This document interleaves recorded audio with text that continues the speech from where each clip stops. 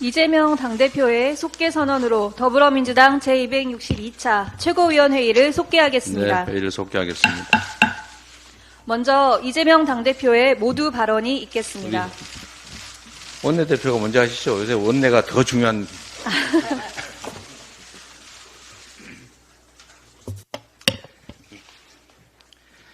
22대 국회가 국회법을 준수하며 첫 단추를 꿰습니다. 국민의힘은 관례라는 미명하에 국회가 일을 못하게 발목 잡으려고 애쓰고 있지만 이런 낡은 행태, 낡은 정치, 나쁜 정치의 표본을 보여주는 것입니다. 산적한 민생 현안이 얼마나 많은데 국회가 일을 못하게 농성하고 떼쓰고 있습니까? 상임위원장이 선출된 11개 상임위는 바로 가동을 시작해서 시급한 현안들과 법안을 처리할 수 있도록 하겠습니다. 아직 완료되지 않은 7개 상임위도 하루빨리 구성을 마무리할 수 있도록 국회의장께도 요청하겠지만 국민의힘도 원구성 마무리를 위해 적극 협조하길 바랍니다. 집권 여당이면 국민을 위해 일을 할 생각을 해야지 용산 대통령 부부 방탄에만 골몰해서야 되겠습니까? 계속 일을 거부하고 법을 거부하면 국민으로부터 호된 심판을 받게 될 것입니다. 국회 무시하는 용산 말고 국회의원 만들어진 국민을 위해 일하십시오. 정부가 서민들의 먹고 사는 문제를 해결해야 하는데 여전히 무능과 무대책으로 일하고 있습니다. 우리 서민들 낙중이 하나가 삼겹살에 소주 한잔 하는 건데 삼겹살 외식 1인분에 해당되는 200g 평균 가격이 2만 원을 넘어섰다고 합니다. 3년 전인 2021년 5월과 비교하면 약 21%가 올랐습니다. 김밥 가격도 계속 뛰고 있고 비빔밥도 한 그릇에 1만 원을 넘어섰습니다. 외식 물가는 오르는데 자영업자들은 더 울상입니다.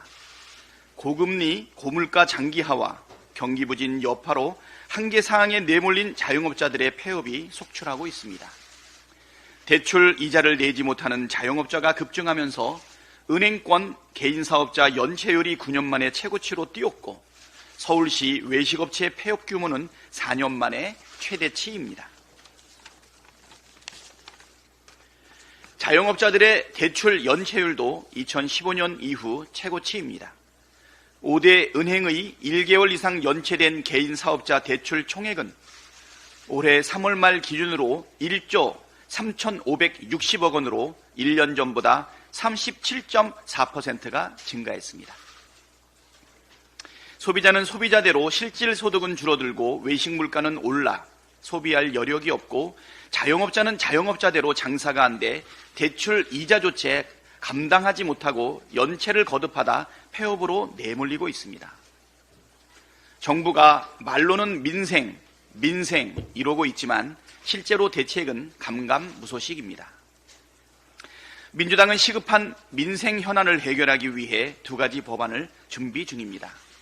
하나는 당론 1호 법안인 민생위기 극복 특별조치법이고 다른 하나는 코로나 시기에 대출받은 정책 자금에 대해서 장기 분할 상환하도록 하는 법안입니다. 둘 다 정부가 마음만 먹으면 법 없이도 바로 시행할 수 있는 것들인데 정부가 아무것도 하지 않아서 야당이 준비한 겁니다. 권한을 가지고 있으면 국민을 위해 써야지 국민이 고통받고 있는데 왜 멀쩡한 권한을 안 쓰고 묵히십니까? 말로만 민생 타령하면서 민생의 어려움은 외면하는 건 국민 기만 아닙니까? 정부나 국민의 힘이 다른 대안이 없으면 이런 말 하고 싶지 않지만 민주당이 내는 안을 군소리 하지 말고 받으십시오. 그래야 민생에 조금이라도 양심이 있구나 하지 않겠습니까? 민주당은 앞으로도 민생 문제를 신속하게 해결하기 위해 제1당으로서의 책임을 다할 다하겠다는 말씀을 드리겠습니다. 국민권익위원회가 권익위원회로 전락했습니다. 국민권익 지키라고 했지 불법 의혹 저지른 대통령 부인 권익 지키라고 했습니까? 황당하고 어처구니가 없습니다. 대통령이 명품백 받은 사실을 언제 알았는지, 알게 된 즉시 신고는 했는지, 그 명품백은 어떻게 처리했는지, 대가성은 있었는지 확인했습니까? 청탁금지법 위반 여부를 조사하랬더니 조사는 대충 하고 공공연하게 뇌물 받을 방법을 온 국민에게 알려주고 있으니 정말 한심합니다. 윤석열 대통령의 대학 동기가 위원장이고 검찰 출신이 부위원장인데 대통령이 대학 동기 찬스, 검찰 찬스 쓴 것입니까? 정말 그 방법이 합법입니까? 앞으로 배우자가 수백만 원대 뇌물을 받아도 나는 몰랐다고 하면 무죄가 됩니까? 권익위원회는 용산 대통령 부부의 민원을 해결했다고 좋아할지 모르겠지만 오히려 김건희 특검법의 명분만 더 키워주고 있습니다. 무엇이 두려워서 이렇게까지 무리하게 감추려 드는 것인지 반드시 밝혀내라는 목소리만 키웠습니다. 주가 조작 의혹, 명품백 수수, 양평고속도로 노선 변경 특혜 의혹까지 밝혀야 할 의혹들이 차고 넘칩니다. 민주당은 진실을 국민 앞에서 국민의힘 목전에서 반드시 명명백백하게 밝혀낼 것입니다. 이상입니다. 다음으로 정청래 최고위원의 발언이 있겠습니다.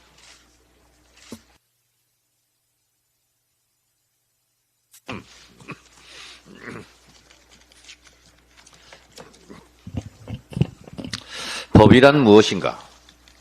독일의 법학자 엘리 네크는 법은 도덕의 최소한이다 라고 말했습니다. 이는 법은 도덕 중에서 필수적이고 강제적인 부분을 규정한다는 의미일 것입니다. 즉, 법을 지키지 않는다면 도덕적 비난뿐만 아니라 책임과 처벌을 면키 어렵다는 뜻입니다. 법은 강제성을 띱니다. 그래서 법은 국가 권력에 의하여 강제되는 사회 규범으로 정의하고 있습니다. 무정부주의자들은 법이 필요 없다고 주장하나 만인에 대한 투쟁에서 오는 사회 혼란을 피하기 위해서 반드시 법은 필요합니다. 대한민국은 법치국가입니다. 모든 법의 으뜸은 헌법이고 헌법 정신에 따라 법률이 만들어지고 이에 어긋나면 헌법재판소에서 위헌 판결로 그 법은 무효화합니다. 우리나라는 헌법, 법률, 명령, 조례, 규칙이 있는데 이 중에서 관례는 없습니다. 관례는 법적 용어도 아니고 반드시 지켜야 할 강제성과 구속력도 없습니다. 수많은 관례는 그래서 사회 변화 속에서 쉽게 깨지기도 합니다. 법으로 관례를 깰 수는 있어도 관례로 법을 깰 수는 없습니다. 법을 만드는 곳이 국회입니다. 국회의원은 4년마다 총선을 통해 뽑고 국회를 구성합니다. 총선에서 일석이라도 더 얻기 위해 각 정당이 총력전을 펼칩니다. 그 이유는 헌법 제49조에서 정한 다수결 원칙 때문에 그렇습니다. 이 다수결 원칙 때문에 다수당 과반 의석을 차지하기 위해 공천을 하고 공약을 하고 유권자 마음을 얻기 위해 최선의 노력을 다합니다. 국회는 다수당 출신이 국회의장을 맡습니다. 이 또한 다수결의 힘입니다. 이 다수결 원칙이 아니라면 총선에서 굳이 다수당이 되려고 노력할 필요가 있을까요? 그냥 여야가 가위바위보 해서 150대 150으로 의석을 나눠 가지면 되지 않겠습니까? 국회법은 협의이지 합의가 아닙니다. 최대한 협의하되 협의가 되지 않으면 다수결로 의사결정을 할 수밖에 없고 또 그래야 식물 국회를 면할 수 있고 그래야 일하는 국회로 국민의 기대에 부응할 수 있습니다. 국회의 의사결정 과정은 안건 상정, 안건 토론, 표결, 승복입니다. 승복하지 않는 자, 민주주의자가 아닙니다. 소수정당의 몽리로 모든 사안을 합의해야만 통과시킬 수 있다는 주장은 헌법과 국회법에 대한 몰이해이고 총선 부정, 총선 불복입니다. 국회법 제49조는 위원장은 위원회를 대표하고 의사를 정리하며 질서를 유지하고 사무를 감독한다라고 되어 있습니다. 국회법 52조 2항은 위원장이 필요하다고 인정할 때 위원회를 개의할 수 있다고 되어 있습니다. 더불어민주당은 국회법이 정한 대로 국회법에 따라 각 상임위를 열어 시급한 현안들을 시급하게 처리할 것입니다. 그것이 국회법을 준수하는 길입니다. 모든 상임위도 국회법을 잘 준수해야 하고 법사위는 더더욱 모범적으로 국회법을 준수해야 합니다. 법사위 현안인 최상병 특검 법안 등 법과 원칙에 따라 조속히 처리하겠습니다. 윤석열 대통령과 국민의힘은 합의 처리를 주장합니다. 윤석열 대통령은 합의 선출되었습니까? 야당과 합의 처리했습니까? 투표를 통해 0.73% 차이로 승리했지만 100% 독점적 행정 권력을 휘두르고 있지 않습니까? 윤석열 대통령은 야당과 합의해서 국정을 펼치고 있습니까? 오만과 독선, 검찰 독재, 경제 폭정과 외교 참사, 안보 불안 등으로 총선에서 심판을 받은 겁니다. 그 총선 민의가 현재의 국회 구성입니다. 국회 부정, 국회 거부권 행사는 총선 불복이자 국민 배신, 헌법 부정 행위입니다. 이런 정권 오래가지 못합니다. 헌법을 무시하고 헌법 위에 군림하려는 자, 헌법에 의해 처벌받고 국민을 무시하고 국민 위에서 군림하려는 자, 국민에 의해 끌려 내려올 것입니다. 윤석열 정권, 국민의힘, 법을 지킵시다. 민주당은 자기 멋대로 하는 윤석열 정권과 달리 법대로 하겠습니다. 준법 투쟁하겠습니다. 국민권익위원회가 국민건의위원회, 건의국리위원회로 희화되고 있습니다. 국민권익위가 김건희 명품 가방 사건에 대해 면죄부를 끊어줬는데 이는 최종적인 법적 행위는 아닙니다. 이 건도 사법적 절차에 따라 김건희 특검법을 통해 법적 처벌을 받을 수 있도록 법의 권위를 지키겠습니다. 님들은 멋대로 하지만 우리는 법대로 하겠습니다. 우리 모두 법을 지킵시다. 다음으로 고민정 최고위원의 발언이 있겠습니다. 법원이 박민 KBS 사장의 방송장악용 물갈이 인사조치에 제동을 걸었습니다. 지난 10일 서울 남부지법은 박민 사장이 막무가내로 단행한 감사실 인사조치에 대해서 효력정지 판결을 내렸습니다. 이유는 감사의 요청 없이 이루어진 감사실 소속 직원 전보는 중대한 절차적 하자가 있고 감사 업무의 독립성을 침해할 우려가 있다는 것이었습니다. 지난 2월 박민 사장의 감사실 인사 당시 KBS 감사는 감사 직무 규정과 방송법, 공공감사에 관한 법률 등을 들어 박민 사장의 인사 조치가 위법하다고 공개적으로 반발한 바 있습니다. 늦게나마 부당한 인사 조치가 법원에 의해 바로 잡힌 것입니다. 뉴스나 프로그램 등의 진행자를 일방적으로 마음 내키는 대로 교체하고 정권 비판 보도 등 언론의 자유를 보호하기는커녕 용산 대통령실을 향해 머리를 조아렸던 박민 사장입니다. 그런데 여기에서 그치지 않고 독립적이어야 할 감사실마저 장악해 방송 장악 수단으로 삼으려 했던 것이 법원에 의해 제동이 걸린 것입니다. 박민 사장은 원직, 복직 등의 조치를 취하는 것은 물론 공영방송을 땡윤 방송으로 만들려는 각종 시도에 대한 대가를 치를 준비를 하셔야 될 겁니다. 윤석열 정부의 방송 장악 인사들은 박민 사장뿐만이 아닙니다.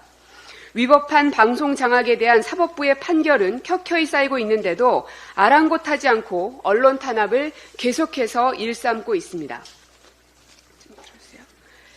방송통신위원회는 방송문화진흥회 권태선 이사장 해임 효력 정지, 김기중 이사 해임 효력 정지 등 법원에 의해 부당한 해임이 바로 잡히는데도 불구하고 공영방송기관 이사에 대한 해임을 남발했고, 유일임 방송통신심의위원회 위원장은 정권 심기 경호용 방송심의의 효력이 법원에 의해 정지되는 상황에서도 언론 탄압 심의를 일삼았습니다. 최근까지 통계에 의하면 방심위와 22대 총선 선거방송심의위원회에서 의결한 법정 제재 16건에 대해 가처분 및 행정소송이 제기됐는데 14건에 대해 효력정지 가처분이 인용됐고 2건은 결과를 기다리고 있습니다. 방송심의 심의 폭주가 사실상 거의 대부분 법원에 의해 부정되고 있는 상황입니다. 김홍일 방통위와 유일임 방심위 그리고 KBS 박민 사장의 정권부역 언론 장악이 사법부에 의해 바로잡히고 있는 것과 같이 국회에서는 방송3법 제2법과 언론장악 국정조사 실시로 언론장악의 위법성과 무도함을 바로잡아 나갈 것입니다. 다음으로 서용교 최고위원의 발언이 있겠습니다. 국회가 시작되었습니다. 그런데 정부 여당이 보이콧하고 나섰습니다. 보이콧하는 여당 참 보기 그렇습니다. 어떻게 여당이 국회를 보이콧하게 되었습니까? 제가 아무리 생각해도 국힘당은 방법이 없습니다. 국힘당 여러분, 불안해하지 말고 고집 피우지 말고 국회로 들어오세요. 제가 아무리 생각해도 국힘당은 방법이 없습니다. 총선 민심이 만들어준 그 의석 배분대로 국회 배분하고 들어와서 일하세요. 그런데 말이죠. 일을 하지 않으면 월급 받지 않아야 되는 거 아닙니까? 국힘당이 대놓고 일하지 않겠다고 들어오지 않겠다고 하니까 국민 여러분, 이번을 계기로 무노동 무임금 한번 가봅시다. 국힘당 여러분 모두 다 세비 반납하거나 아니면 아무리 생각해도 방법이 없어요. 박찬대 원내대표는 그대로 갈 거고요. 그리고 이재명 대표도 그대로 가자고 최고위에서 매번 이야기합니다. 제 옆에 있는 정청래 법사위원장 어디 바늘 하나 들어가겠습니까? 국힘당 여러분 방법이 없어요. 저보고 들어오고 싶다고 뒤에서 얘기하지 말고 밖에다 이야기하세요. 그리고 들어와서 일하십시오. 불안할 텐데 제가 오늘 공개적으로 제안합니다. 두 번째, 모두 이야기했습니다. 김건희 여사의 명품백 수수, 대한민국이 깜짝 놀랐습니다. 그 촬영하는 장면에 김건희 여사가 노란 휴지 놓고 명품백을 호호 하하 하며 받는 모습 봤습니다. 대한민국이 깜짝 놀랐습니다. 아니, 그렇게 돈이 많으면서 남편이 검찰총장까지 하고 그리고 대통령까지 하는 사람이 왜 그런 걸 받지? 라고 온 국민이 뒷이야기를 했습니다. 그런데 이거 청탁 있지 않았습니까? 청탁 있었고 그리고 비싼 백 받았고요. 그리고 비싼 화장품도 받았고요. 그리고 그 주변에 질비하게 서 있던 사람들이 뇌물 내놓으려고 줄줄이 서 있었습니다. 이거 철저히 조사해야 하는 거 아닙니까? 그리고 대통령은 공직자로 그 명품백 받은 거 알았는지 그리고 신고했는지 다 조사해야 되는 거 아닙니까? 그런데 권익위가 이것을 딱 72초 브리핑했습니다. 그리고 언론이 다 마감 직전인 5시 반에 왔어요. 정말 황당하지 않습니까? 도둑 브리핑한 권익위 그대로 둬야 되겠습니까? 권익위 위원장은 윤석열 대통령하고 79학번 서울대 법학과 동기랍니다. 이거 재척 사유 아닙니까, 여러분? 그런데도 뻔뻔스럽게 나와서 72초 동안 브리핑을 하면서 아무 문제 없습니다 라고 하고 기자 질문도 안 받고 도망을 갑니까? 도둑 브리핑 그렇게 하는 겁니까? 이제 국민 여러분, 권익위 모두 다 바꿔버립시다. 교체해버립시다. 이제 다 바꿔야 될 시점이 왔습니다. 제가 오늘 너무 슬픈 이야기를 하겠습니다. 자영업자들이 악소리가 납니다. 자영업자들이 악소리가 나고요. 그 화려했던 신촌 거리에 30여 개 가게가 있었는데요. 반이 텅 비었습니다. 임대한다고 내놔도 들어오는 사람이 없습니다. 공실 상가들이 늘어섰고요. 신축 오피스텔은 사람이 들어오질 않는다고 합니다. 그곳에 그 붐비던 중국인 관광객은 눈을 씻고 봐도 찾을 수가 없다고 합니다. 누가 도대체 이렇게 만든 겁니까? 많은 사람들이 얘기합니다. 대통령 된 지 딱 2년밖에 안 됐는데 대통령이 대한민국 경제를 이렇게 망가뜨릴 수 있습니까? 라고 이야기합니다. 제가 오늘 이 자료를 가지고 왔습니다. 이게 바로 신촌에 있는 그 상가들입니다. 제가 다니던 이화여대 앞에 상가들입니다. 30여 개의 상가가 있는데요. 반이 문을 닫았답니다. 그리고 텅 비었답니다. 어려워서 돈을 빌렸을 때, 코로나 때 그래도 저리로 돈을 빌려서 1.8% 이자였다고 합니다. 그런데 이제 그 저리로 빌렸던 대출금들 갚아야 될 시기가 왔답니다. 그래서 카드론 대출을 하려고 봤더니요. 카드론 대출 이자가 17%라고 합니다, 여러분. 1.8%대 대출을 받았던 그 자금들 이제 갚아야 한다라고 해서 갚으려고 카드론 대출 받으려고 했더니 이자가 17%라고 합니다. 이러면 어떻게 살겠습니까? 악소리 나는 자영업자들 2019년에 572만이었는데요. 아니 작년에 572만이었던 자영업자가 562만으로 딱 10만 떨어졌습니다. 대한민국 경제 살려내야 되지 않겠습니까? 그런데 대통령은 5천억 들여서 시추한다고 합니다. 석유 나온다고. 1인 기업에다가 자기 단독주택이 회사였고 아부레 지온지 그 사람은 석유공사 관계자가 자기한테 찾아와서 입찰에 응하라고 했다고 합니다. 여러분 이게 말이 됩니까? 도대체 이런 사람 어떻게 찾았는지 제가 지난번에 딱 질문했습니다. 찾아도 이런 사람 찾기 어려울 거다. 근데 이 사람이 이야기를 합니다. KBS에서 내 집에 찾아와서 입찰에 응하라고 했다고 합니다. 이야기는 그렇게 합니다. 내 강의 듣다가 했다고 하는데 석유공사 관계자들은 그렇게 함부로 막 해도 되는 겁니까?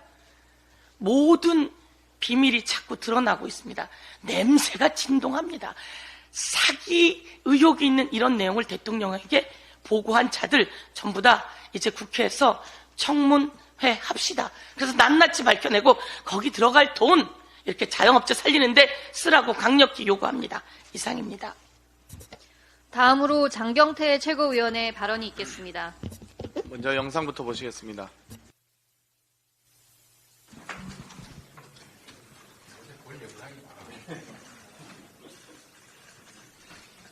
쌍방울그룹이 구속된 안 회장에 따르게 지낼 수 있는 거처를 마련해줬다는 겁니다. 시작은 안부수의 요청이었습니다.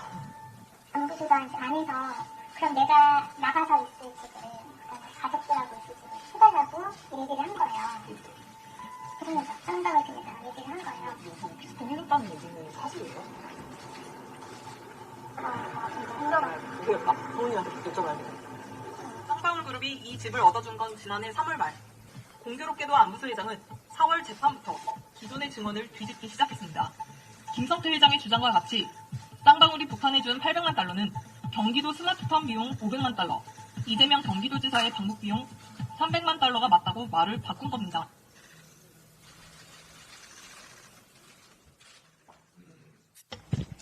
어제 사건 조작의 핵심적 증거인 뉴스타파 보도가 있었습니다.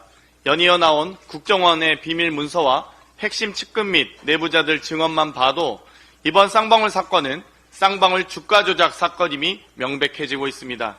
이를 감추기 위해 검찰은 주가 조작 관련 증거들은 숨기고 오직 정적 제거를 위해 사건 조작, 진술 회유 등을 버젓이 저지른 것으로 보입니다. 이미 쌍방울 내부자에 따르면 수원지검 영상녹화 조사실에서 김성태, 안부수 등이 수시로 만나 대화를 나눴다고 폭로한 바 있습니다. 또한 이번 영상에서 보듯 해당 내용이 사실이라면 쌍방울은 김성태의 진술과 안부수의 진술을 맞추기 위해 지난해 3월 말 안부수 딸에게 4억 원대 오피스텔을 제공한 것입니다. 금품 매수 정황이 곧바로 진술 번복을 이끌어냅니다.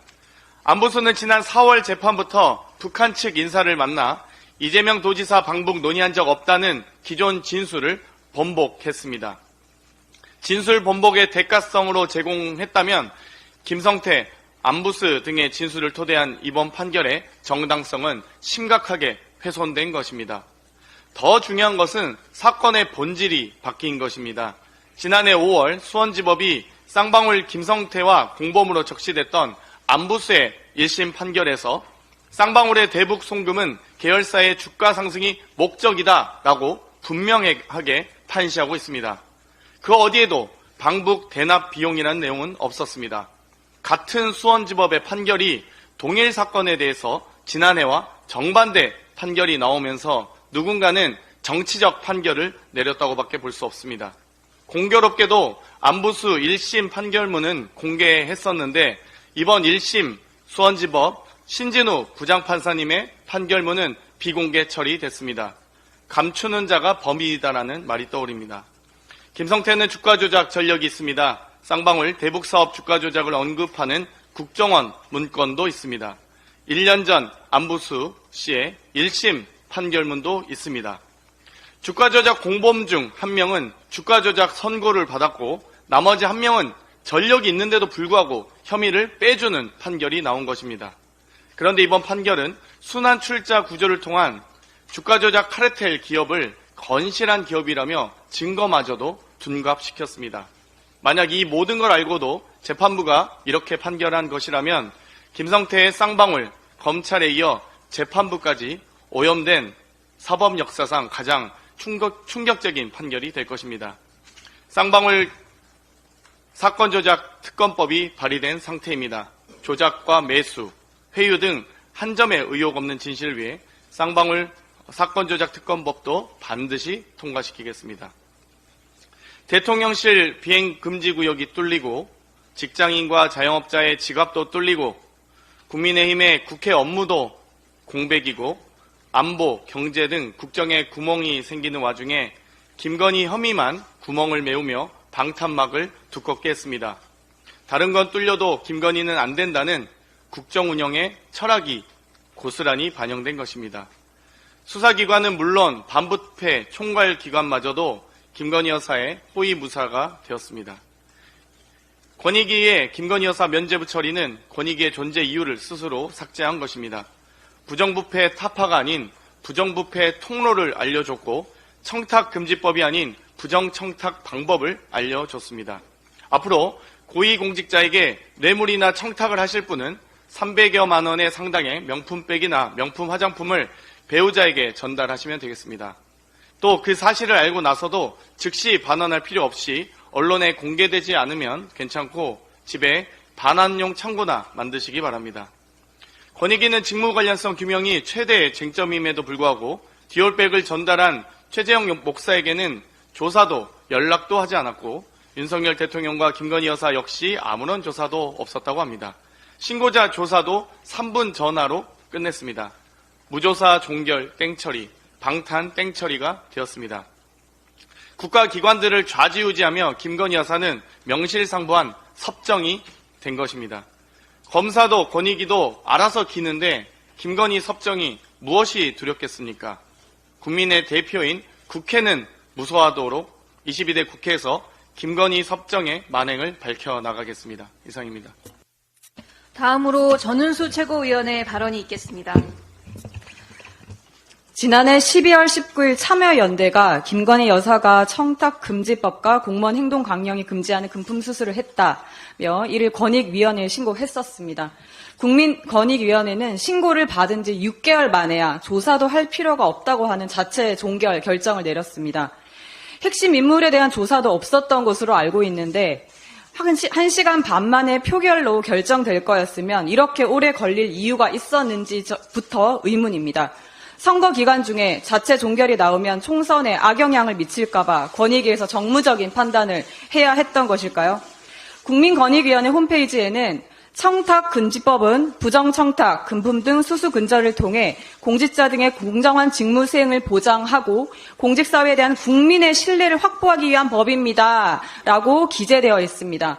과연 이번 권익위의 결정은 청탁금지법을 공직사회에 대한 국민의 신뢰를 확보하기 위한 법으로 보는 결정이었는지요? 이 나라 국정운영 전체를 관장하는 대통령의 배우자와의 사이에서 직무 관련성이 없을 수 있는 사람이 있을까요? 무엇보다 어떠한 수사, 조사조차 받지 않도록 하는 것이 방탄이고 대통령과 김건희 여사에 대한 수사, 조사가 없도록 해석하고 결정해버린 권익위가 바로 방탄 권익위입니다.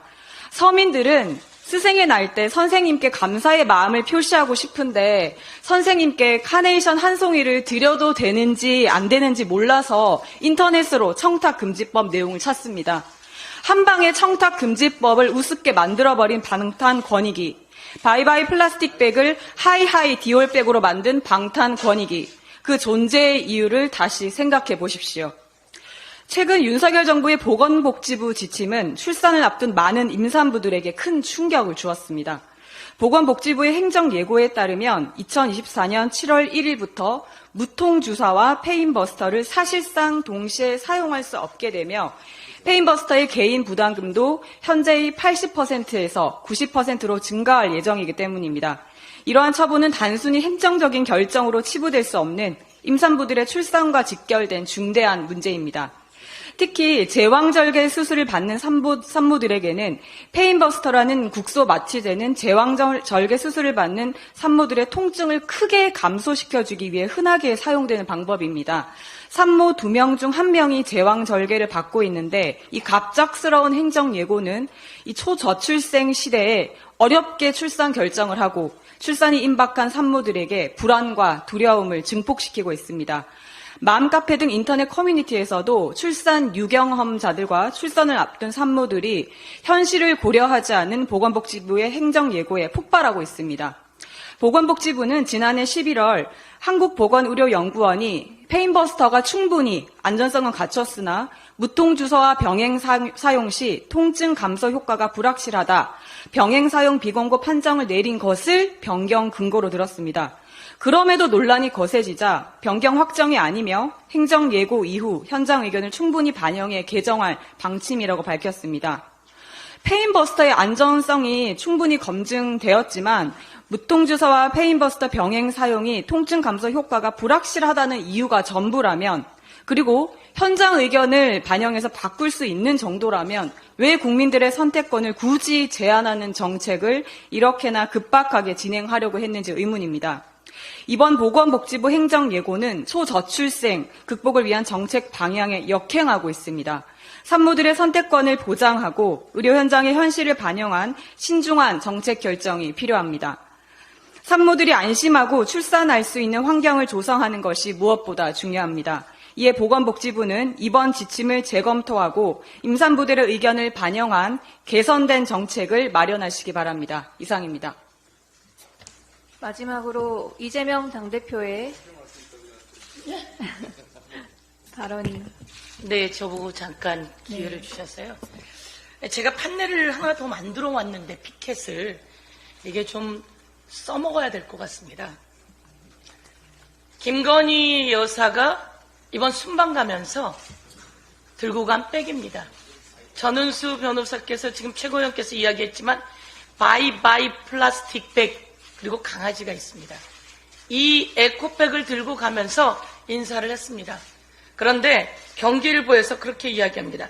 바이바이 명품백 의혹 종결. 김건희 여사는 대한민국 국민 조롱하는 겁니까? 명품백 받고 저 에코백 들고 다녀요? 라고 그렇게 위장하는 겁니까? 지난번에도 순방에 가서 명품 가게들을 그렇게 경호원을 데리고 다닌 다음에 또 이 에코백을 들고 순방 장소에 나타났었습니다. 대한민국 국민이 다 아는데 어떻게 그렇게 뻔뻔스럽죠? 그리고서는 그 에코백 안에 있는 문구가 더 황당하지 않습니까? 바이바이, 이제 저 종결시켜주세요 라고 이야기하는 것처럼 보이나 절대로 대한민국 국민은 그렇지 않습니다. 대한민국 국민은 확실하게 이 명품백 수수와 그 관련한 청탁, 그리고 대통령이 관여되어 있는 내용, 주가 조작 모두 다 종합 특검으로 확실하게 빠이빠이 해드리지요. 이상입니다.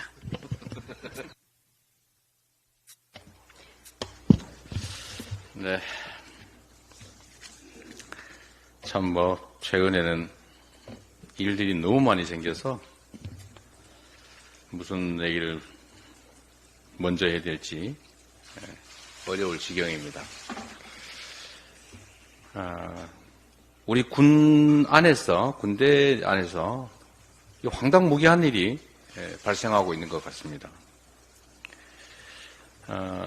보도에 따르면 하사관 등의 군인들이 당직을 서고도 당직 수당을 못 받고 생명이 걸린 위험한 훈련을 하고도 생명 수당을 못 받고 또 온갖 이런저런 수당들 받아야 되는데 그걸 못 받고 있다고 합니다. 그 이모군란 때 군인들 보수를 쌀로 줬는데 이 쌀에다가 모래를 섞어 줬다는 거 아닙니까? 뭐 그 정도야 아니겠지만 세계 10대 경제 강국에 최근에는 5대 공사 강국이 됐다는데 원래 6대 공사 강국이었다가 이제 5대 공사 강국으로 바뀌었다고 합니다. 이런 나라에서 이 젊은 병사들 수당을 떼먹는 겁니까? 이게 지금 군대 가서 국가를 위해 희생 헌신하는 것도 참 대견한 일인데 더 잘해주지를 못할 망정 법적으로 줘야 될 온갖 수당을 제대로 지급하지 않고 있다는데 그것도 한두 번이 아니라 몇 년치씩 밀린 곳이 있다고 합니다. 이게 대체 뭐 하는 일입니까?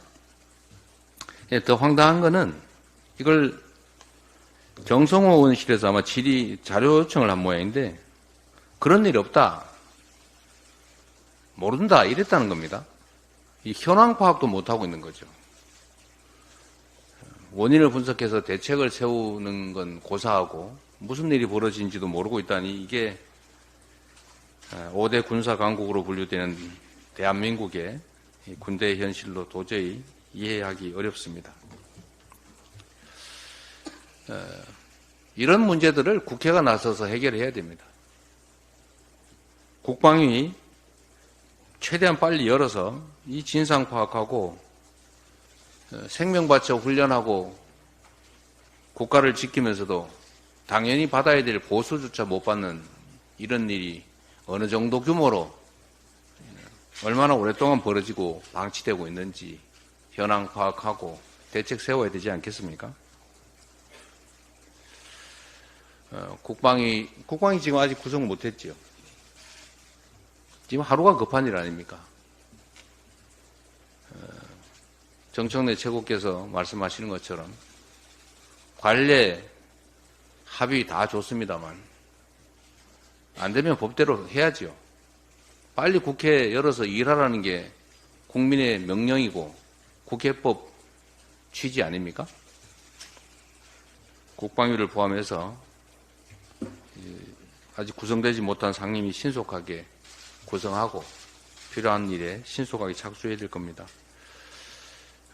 어제 과방위원장님 여기 계신데 신속하게 업무 개회해서 업무 시작하신 거 잘하셨고요. 또 법사위는 오늘 여신다고 하는 얘기를 제가 보도로 봤는데 어쨌든 법사위가 관할하고 있는 온갖 잘못된 국정 현안들 신속하게 파악하고 또 필요한 일들은 지적하고 교정해 나가야 될 겁니다. 지금 7개 상임위는 야당이 구성을 하라고 좀 독촉을 하고 있는데 반응이 없는 거죠. 거부하겠다는 태도죠. 언제까지 기다리실 겁니까? 법률상으로는 월요일날 했어야 되는 거 아닙니까? 그렇습니다. 어려움이 있겠지만 아까 말씀드렸던 대로 지금 하루가 급한 우리 민생 현장도 챙겨야 되고 억울한 군인들이 수당도 못 받는 일 이런 거 빨리 지적해서 교정해야 되는데 국방위를 포함해서 미구성된 상임위도 신속하게 최대한 법과 원칙에 따라서 처리했으면 좋겠습니다. 오늘 유난히 또 자영업 얘기가 많았던 것 같습니다. 저도 자영업 얘기를 한번 해야 되겠습니다. 이게 정말 그냥 말로 넘어갈 상황이 아닙니다. 이 정부 당국자들은 야당이 주장하니까 뭐 괜히 그런다 이렇게 생각할지 모르겠는데 실상은 전혀 그렇지가 않습니다. 죽고 사는 문제입니다. 소상공인 자영업자 대출 연체율이 최고 수준으로 증가했다고 아까 얘기했죠. 근데 자영업 폐업자 수가 작년 대비 벌써 11만 명이 늘어나서 곧 100만 명이 된다고 합니다. 이거 어떻게 할 겁니까?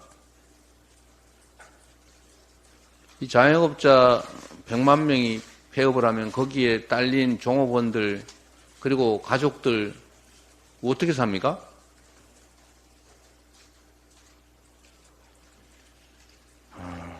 이 외식업 폐업률이 22%라는데 코로나 때보다도 6%포인트가 높다고 합니다. 이제 정말 죽을 지경이죠.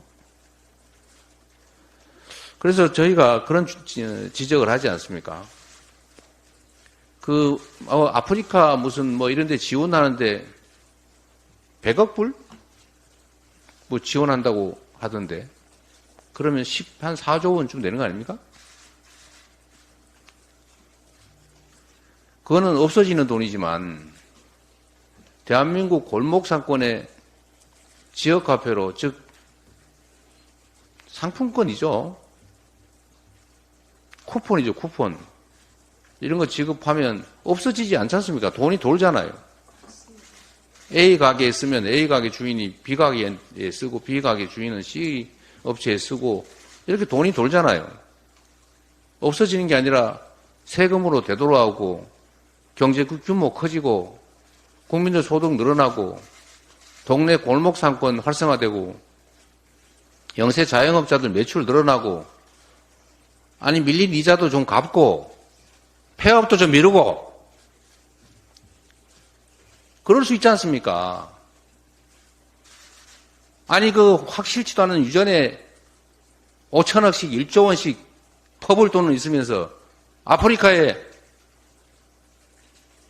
100억 불씩 원조할 돈은 있으면서 이 동네 골목에 이게 폐업하고 이자 못 내서 카드론 빌리러 다니고 사채업자한테 매달리고 그러다가 가족들 껴안고 죽고 이러는 거 안 보입니까?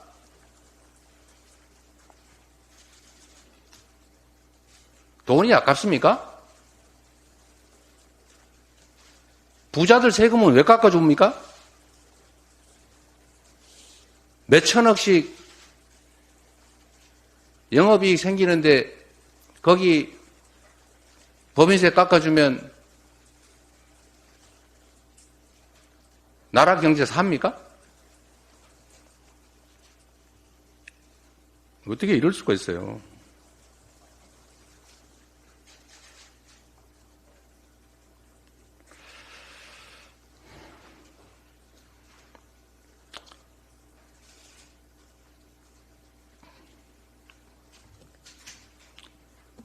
국가가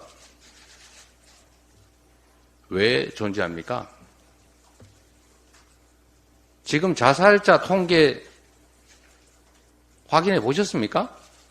지금 이 순간에도 전 세계 가장 많은 비율로 사람들이 스스로 목숨을 끊지 않습니까? 그 이유가 뭡니까? 먹고 살기 어려워서 그런 거 아닙니까?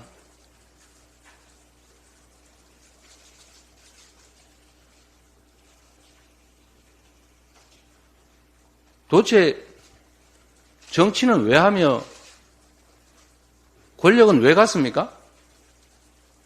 놀고 즐기자고 국민들한테 이런저런 약속하고 권력 위임받습니까? 불필요한 생때나 쓰고 권력 주었더니 보복이나 하고 이 나라를 무슨 개인 사유물로 이기는 것입니까?